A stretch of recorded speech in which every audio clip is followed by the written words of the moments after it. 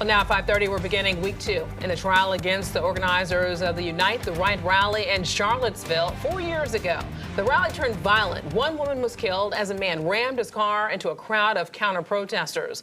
Fox 46 is the only local station with crews in the courtroom. Yeah, we've been following testimony in this trial that could have national implications on how our courts handle hate groups like white supremacy. 10 plaintiffs total have been named in this trial. New information was introduced today regarding how a July 9th Klan rally could play a part in the deadly Charlottesville rally. As testimony continues today, 2 defendants continue to represent themselves. And our chief legal expert, Seema Iyer, joins us live right now outside the courthouse in Charlottesville. And Seema, you're in the middle of a really contentious trial here. On the night before the tightest election in the country, the governor's race there in Virginia, just how polarizing is the mood there?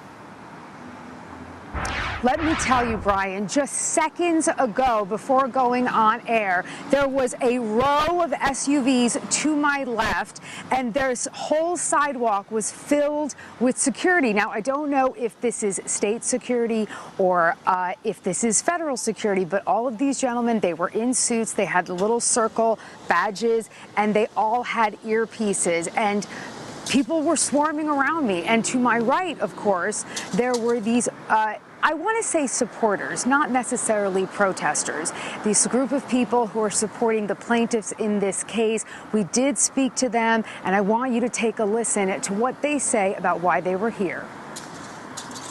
We're survivors of the whole summer of hate. We're definitely survivors of August 12th being pushed out of the car because we had people who put their bodies on the line for us. White supremacist Chris Cantwell was able to get Devin Willis to admit today that was the first time that Willis said Cantwell pepper sprayed him during the rally. Was that a big point scored, though, for Cantwell in the defense? I think that you get the points when you can, and it certainly was a point, but you have to look at Cantwell's cross-examination in its totality.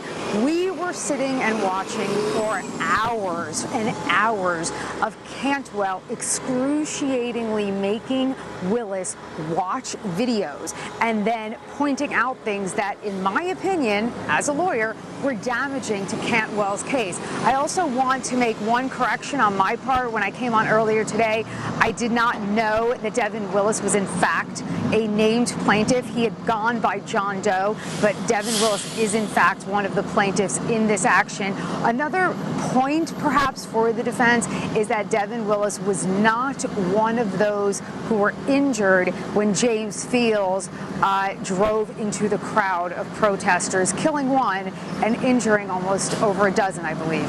Brian. Yeah, okay, and Seema, the lead defendant here too, Jason Kessler. He seemed to be a big motivation here for Willis to counter-protest the rally. And is this the beginning of Kessler being established as the ringleader in this case, somebody that they really want to point things and hang things on here? Yeah, and that's exactly what the plaintiffs said in their opening statements, that Kessler was in fact the ringleader, and you need that ringleader to connect all the co-conspirators around. What was also interesting is that Willis said that with Kessler, he had heard that Kessler was organizing the rally, and that was the impetus to why he even came. He said, okay, if Jason Kessler's involved, then I need to be there. And he even detailed for the jury this, he was at someone's house having dinner, and someone walked in and said, Jason Kessler's having this protest at UVA.